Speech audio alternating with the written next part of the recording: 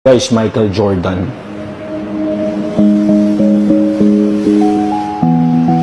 Wow! Ako rin ba? Pwede? Pwede. Wow! Ang tindi! Lupit nito, guys.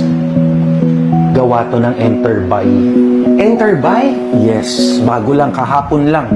Grabe sa detalye, Nick. Parang totoong tao, no?